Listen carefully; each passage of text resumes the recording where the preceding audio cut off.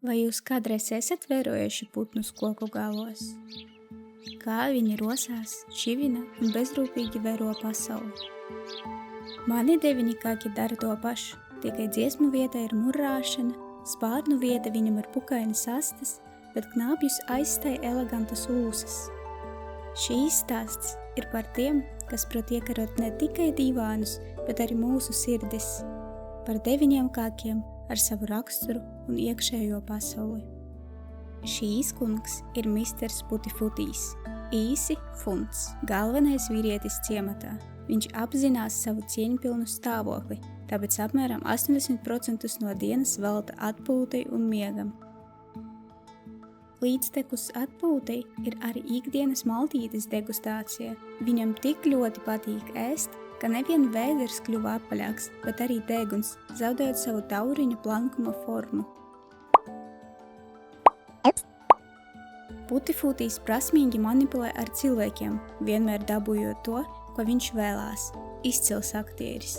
Taču zem nopietna izskata slepjas ļoti bailīga kaķēna dvēsele, kas baidās no jebkāda trokšņa.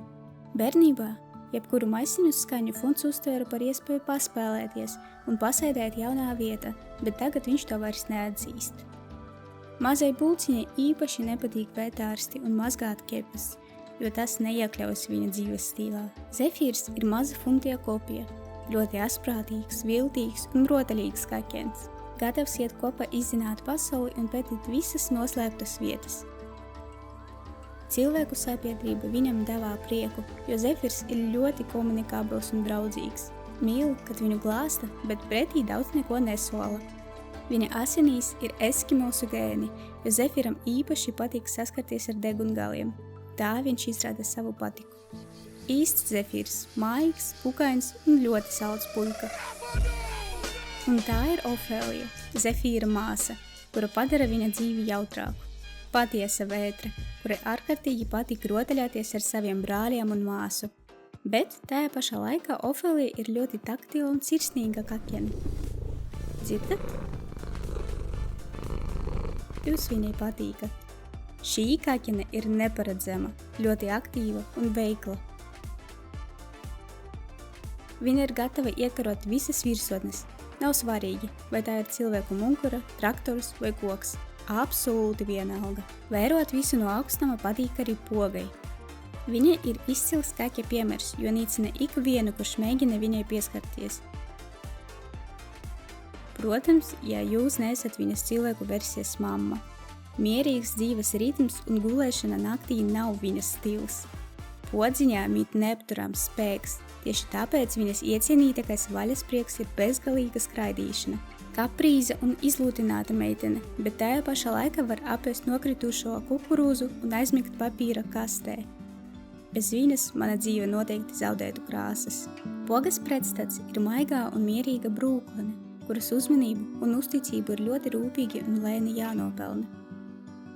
Kautrīga un bailīga meitene, kura nemēdz būt agresīva.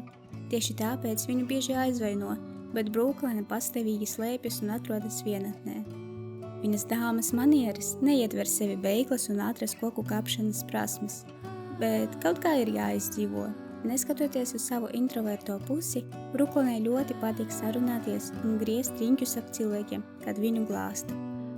Mūsu rudais brīnums. Esiet uzmanīgi! Tā ir Uguns. Īstenība maza un sirsnīga kaķene, kurai patīk sēdēt klēpī vai gulēt kopā. Uguns gudrais prāts viegli uztver jauninājumus, tāpēc viņa viegli iemācies atvert durvis un prasīt iziet ārā, kur viņa neiedomājami aši un veikli kāpj kokos un spēlēs ar lapām. Bet tikai ne ziemā. Augstā laika viņa dod priekšroku atpūtai uz siltās krāsas. Rotaļīgs raksturs nemitīgi prasa piedzīvojumus un spēles, tāpēc rotaļas ir kļuvušas par viņas sirdslietu. Bez izklaidēm Uguns ieņem arī sarga lomu, pastāvīgi vērojot apkārtni un rūpējoties par mājas drošību savā mīļākajā gultiņā. Kāpēc tik mīlīga kaķene ieguva Uguns vārdu? Jūs esat gatavi! Zem mīksta kažoka slēpjas karstas liesmas, kuras nevajag aiztikt. Ja ir nepieciešams, uguntiņa cīnīsies ar kaki, kurš ir 2 reizes lielāks par viņu un iekodīs sunim. Tāpēc viņai bieži gadās nonākt nepatikšanās un slimot, bet pēc atpūtas viņa atkal ir pilnā spēkā. Koloboka, kura kādreiz bija arī maška, ir ļoti apaļīga kaķene, kurai patīk būt kopā ar cilvēkiem. Gluži vienalga, kurš viņu glāsta, galvenais ir process. Viņas mazā sirds pieķeras ikvienam, kurš velta viņai kaut nedaudz uzmanības. Viņa ik brīdi var parādīties kāju priekšā, lai atrastos maksimāli tuvu. Viņa ir rūpīga un gadīga māte, izņemot momentus, kad viņa vēlās būt viena.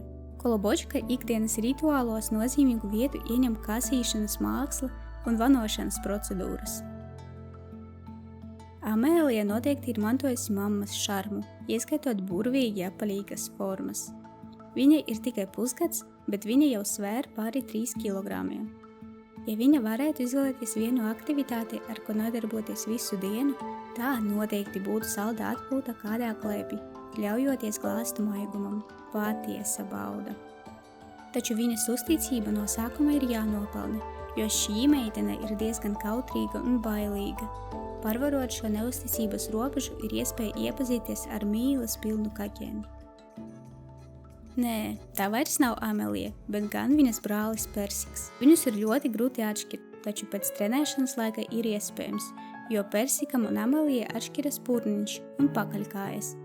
Atšķirība no Amelijas, Persikam nevienmēr patīk komunicēt ar cilvēkiem, bet kurš var atteikties no vēderiņa glāstīšanas? Bieži vien Persiks ir pietiekami adekvāts un mierīgs, taču viņš ir tikai kaķēns, kuram arī patīk spēlēties. Teritorijas izpēta un nesteidzīga pastaiga ir Persika lielākā aizraušanās. Liekas, ka viņš to spēj darīt visu dienu.